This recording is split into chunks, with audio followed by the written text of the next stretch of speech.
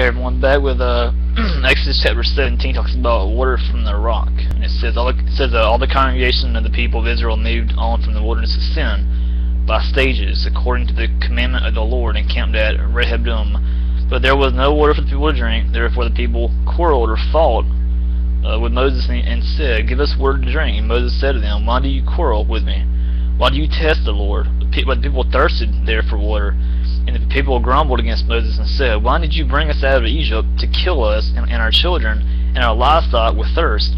So Moses cried to the Lord, "What shall I do with the people? Or what shall I do with this people? They are almost ready to stone me." They're pretty much ready to kill Moses for bringing them out of Egypt into the desert. But of course, I mean, God had chosen Moses to lead Israel out of Egypt into the Promised Land, which is Israel today. It says that, and the Lord said to Moses, "Pass on before the people, talking with you some of the elders of Israel, and take in your hand the staff with which you struck the Nile, and go. Behold, I will stand before you there on the rock at Horeb.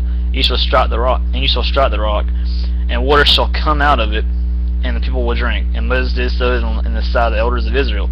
And he called the name of the place Massah and Meribah, because of the quarreling or fighting of the people of Israel, and because they tested the Lord by saying, "Is the Lord among us or not?" Israel defeats Amalek.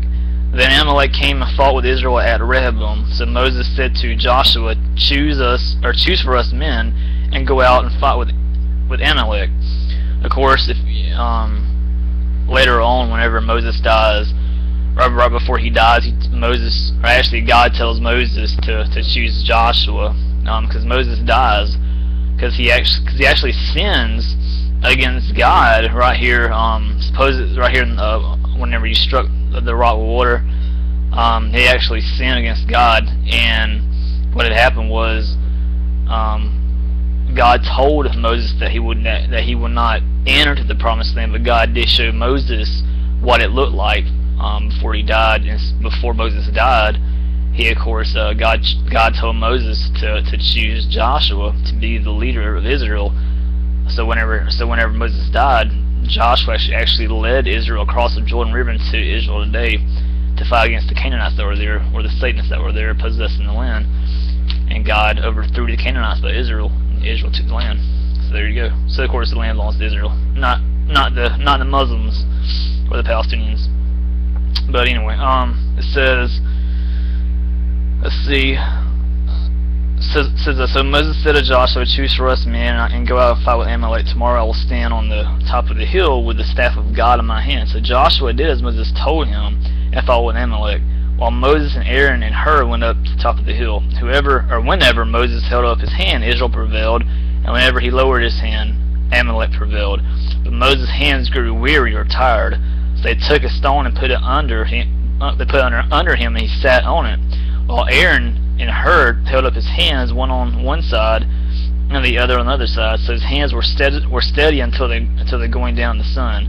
And Joshua overwhelmed Amalek and his people with a sword. I mean, Joshua and Israel killed Amalek and his people. Then the Lord said to Moses, "Write this as a memorial in a book, and recite it in the ears of Joshua, that I will utterly blot out the memory of Amalek from under heaven."